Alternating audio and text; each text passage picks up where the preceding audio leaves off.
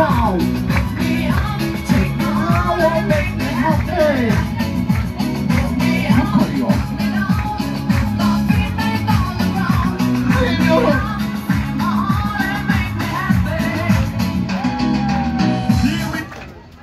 Bu gidiyor kız. Kız ne sandalye meraklısı çıktınız, adam düşüyor be.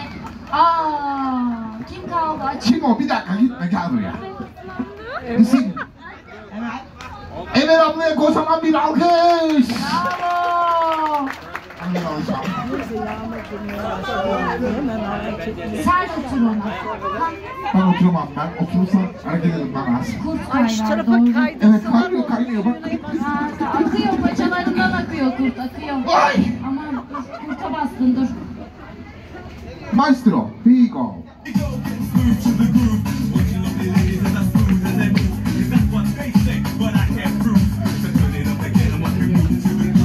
Kavga yok bak, onu söyleyeyim.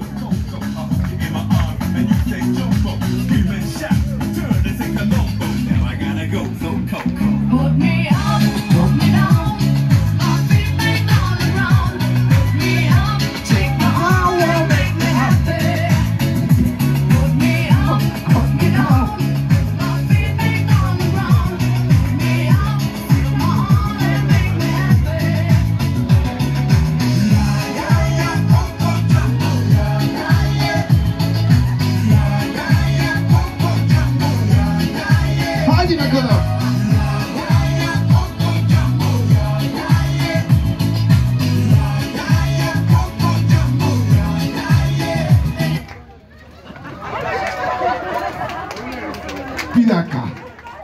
Bir dakika.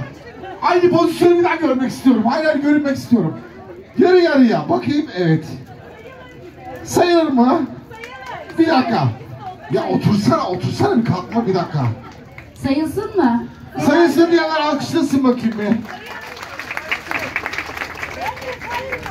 Bildiğim için söylüyorum. Ne diyor? Dur teyze bir şey diyor. Dur. Teyze bir... Ne diyor ha? Dedi ki... Ne diyor?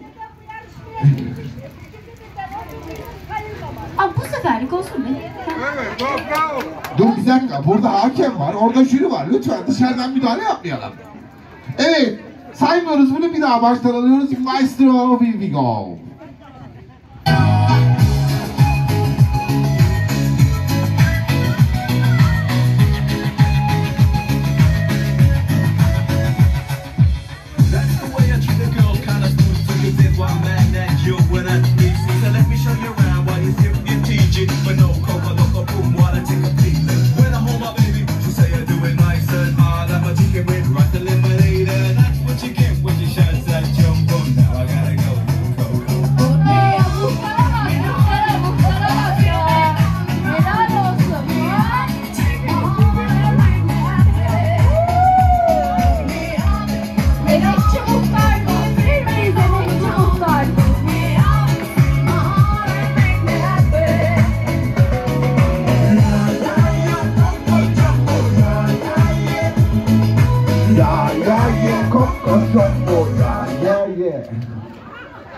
Aha, bu sefer kucaktan kucağa kaldık. Arkadaşlar kucağına oturuyoruz. İnanmıyorum ya.